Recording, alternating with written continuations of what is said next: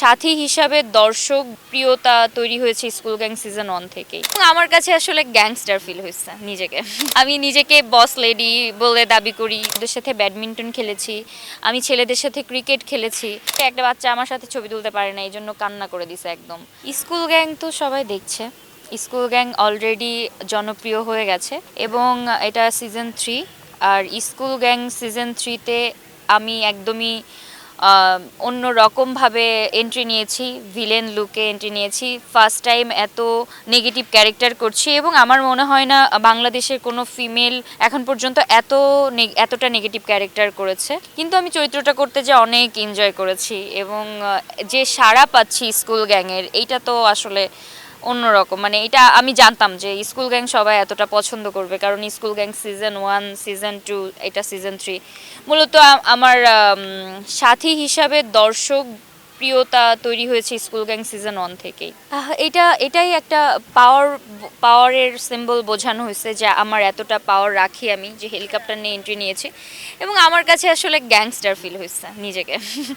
আমি নিজেকে বস লেডি বলে দাবি করি, মানে অনেক সময় ওইরকম ফিল হয় আর কি, নিজেকে অনেক ওইভাবে ট্রিট করার চেষ্টা করি যে আমি কুইন, আমি হচ্ছে বস লেডি, এরকম এক একটা কমপ্লিমেন্ট দিই। তো এরকম টাইপের যখন স্ক্রিনে এরকম দেখছি নিজেকে, তখন হচ্ছে ওয়াহ সাথী সুন্দর লাগতেছে।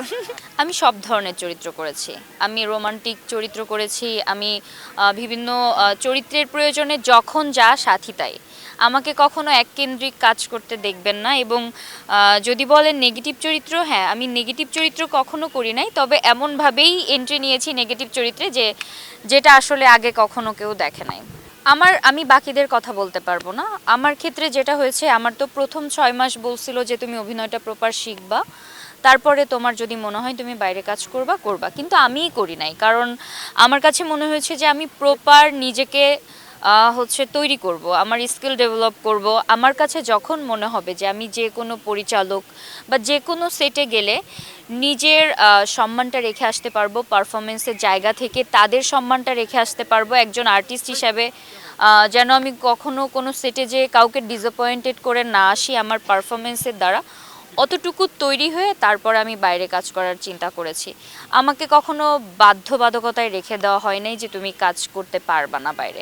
তবে হ্যাঁ, একটা বিষয় আছে, সেটা হচ্ছে প্রাঙ্কিংয়ের যদি কোনো জুটি থাকে, ওই জুটির সাথে বাইরে কাজ করা যায় না। আর আমার মনে হয় যে যেহেতু একটা প্রতিষ্ঠান কষ্ট করছে, একদমই নতুন, যেরকম আমি সাথী একদমই নতুন, একদম শূন্য একটা ফেস ভ্যালু নিয়ে আসছি, সেখান থেকে একটা প্ল্যাটফর্মের মাধ্যমে জার্নি হতে হতে আমার সাথে তারাও বড় হয়েছে, প্ল্যাটফর্মও বড় হয়েছে, এখন আমাকে অনেক মানুষ চিনতেছে। সো এখন যেটা হচ্ছে যে ধরেন প্ল্যাটফর্মে নতুন কেউ আসলো, এখন তো প্ল্যাটফর্মটা এসেই পেয়ে যাচ্ছে। সো এসেই যদি 2 দিনেই বাইরে চলে যায়, তাহলে একটা নতুন আর্টিস্টকে কষ্ট করে একটা প্ল্যাটফর্ম কেন উঠাবে?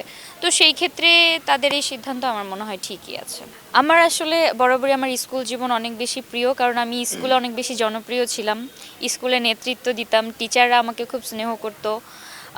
তো সব কিছু মিলে এইখানে যখন আসছি, স্কুলের টোটাল পরিবেশটাই এমন, বাচ্চারা সকাল থেকে আমাকে এমনভাবেই আগলে রেখেছে যে আমার কাছে মনে হচ্ছে আমি সেই স্কুল জীবনে ফিরে গেছি। এবং আমি গতকালও আরও মজা করছি, আপনারা তো গতকাল আসেন নাই, দেখেন না, আমি ওদের সাথে ব্যাডমিন্টন খেলেছি, আমি ছেলেদের সাথে ক্রিকেট খেলেছি।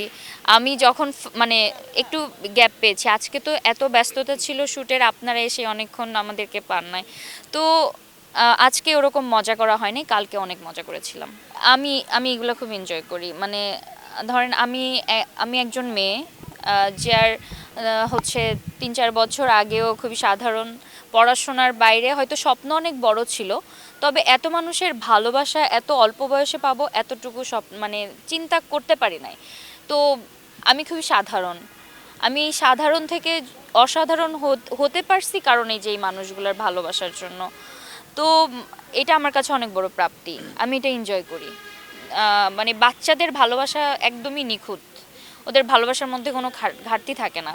আমি দেখেছি যে একটা বাচ্চা আমার সাথে ছবি তুলতে পারে না, এই জন্য কান্না করে দিছে একদম। তারপরে আবার আমি যখন জানতে পেরেছি, আমি নাস্তা করছিলাম, যখন জানতে পেরেছি ওরা ফুল নিয়ে ওয়েট করছে আমার জন্য, আমি সাথে সাথে চলে আসছি। এই যে ভালোবাসা, এটা তো আমরা টাকা দিয়ে কিনতে পারবো না। তো আমি কি করব ওদের জন্য? আমার তো এখানে আসলে ওরকম কিছু করার ছিল না, এই জন্য আমি ওদেরকে চকলেট এনে উপহার দিয়েছি, এই তো। দেশে দেশে সবার সাথে দ্য নিউজ।